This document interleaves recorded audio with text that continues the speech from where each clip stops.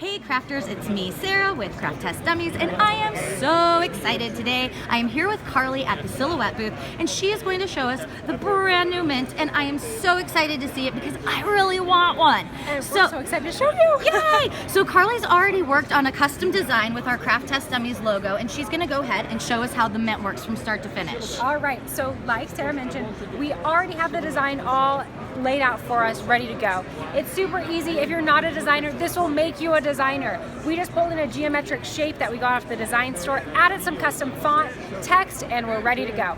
All you do is you choose your stamp size. We're gonna choose a 30 by 60 millimeter stamp sheet. You choose it on the software right here, click it. It makes it so foolproof. No matter if you're a designer, you're not, you're a crafter, you're not. It doesn't matter, we'll meet you where you are. You click the size, and then you hit mint it. There's no guesswork. It automatically flips your image right there for you, and you can start your mint.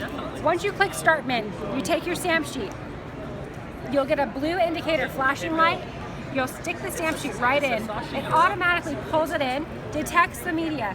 If for whatever reason you got the wrong size, it's not a big deal. It'll tell you, you put the wrong one in, and it won't even allow you to waste your material.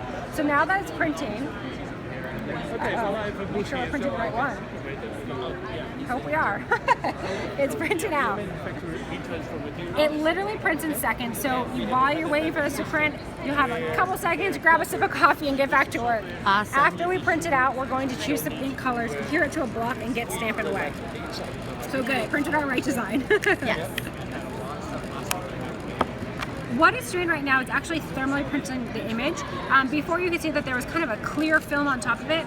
The clear film actually secures around the image that we're not going to be inking, and that prevents the ink from actually absorbing into the areas that we don't want to ink.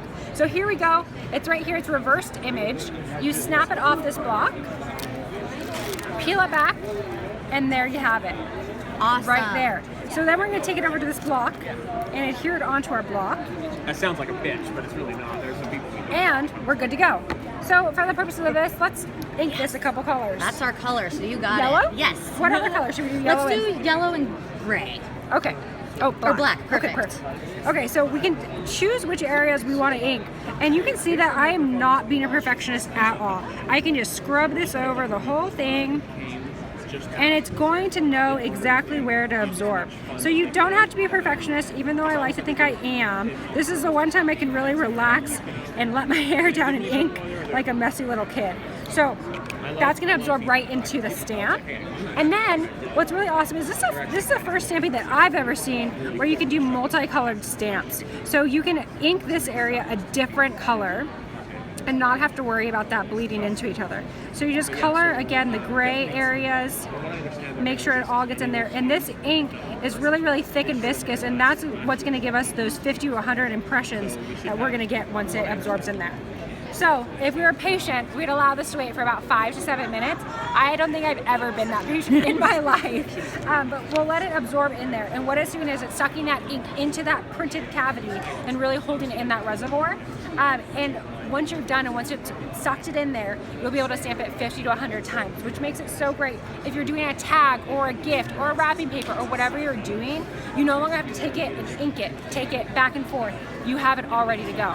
A lot of people ask, once you've inked it, can you re-ink it? Absolutely. You can absolutely re-ink it, and say you're over these colors, you don't want yellow and black anymore, blot it out, change the color, and stamp again.